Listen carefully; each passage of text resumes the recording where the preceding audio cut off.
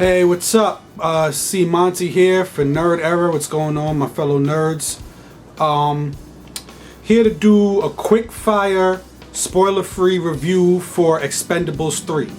Now, I know that I didn't really come out to August 15th, which is next week, but you know we here at Nerd Era got that exclusive. So, here's your quick fire, rapid, spoiler-free review for Expendables 3. This movie, quite honestly, just didn't do it for me, man. I mean, I get what it's supposed to be, and I appreciate that fact. Expendables 1 was perfect in that regard for me. It was supposed to be, you know, a throwback to those old school, classic, popcorn, fun, cheesy, campy kind of action films from the 80s and the 90s. And it was great. You know, Stallone knew exactly what it was supposed to be. He made it exactly what it was supposed to be. You know, Expendables 2, though, it kind of started to veer off track for me in that regard. And Expendables 3 just, to be honest with you, just totally takes it out of the ball game in that regard. For starters, I have to say this movie was way too long. You know, I don't really know the runtime off the top of my head, but it felt like I was watching it for about 4 or 5 hours, man. It's just, they ran too long with some of the exposition. They ran too long with some of the, you know, trying to show how these guys are buddies and camaraderie and all that stuff.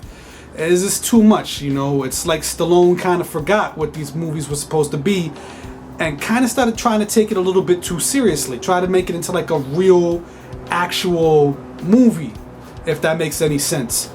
The action was fun when it came. The action was pretty fun.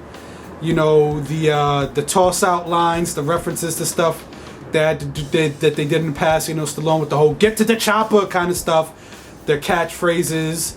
It was great. But it was too few and far between, man. It was just too much extra stuff in there that didn't need to be in there. The movie ran on too long. It was boring. It seemed like it was taking itself too seriously, and it didn't do it for me. You know, it wasn't fun for me. Some of the good stuff I will say, like I said, the catchphrases. Antonio Banderas, I have to give him credit, totally nailed his role. You know, he came in as the comic relief, and he just aced it. Like, he was hilarious. It was like watching Puss in Boots in live action. It was great. You know, only not as Kitty, I guess. But not as Kitty. Pun. But yeah, it was, you know, he nailed his role there. But outside of that, I mean, the movie wasn't really that enjoyable to me. I would say it's, even to try and watch it on DVD, I feel would kind of be a waste of time.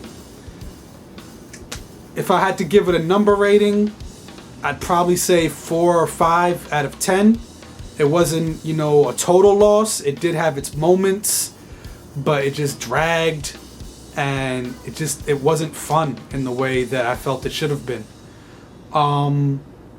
So yeah, there's my spoiler-free review, quickfire review for Expendables 3.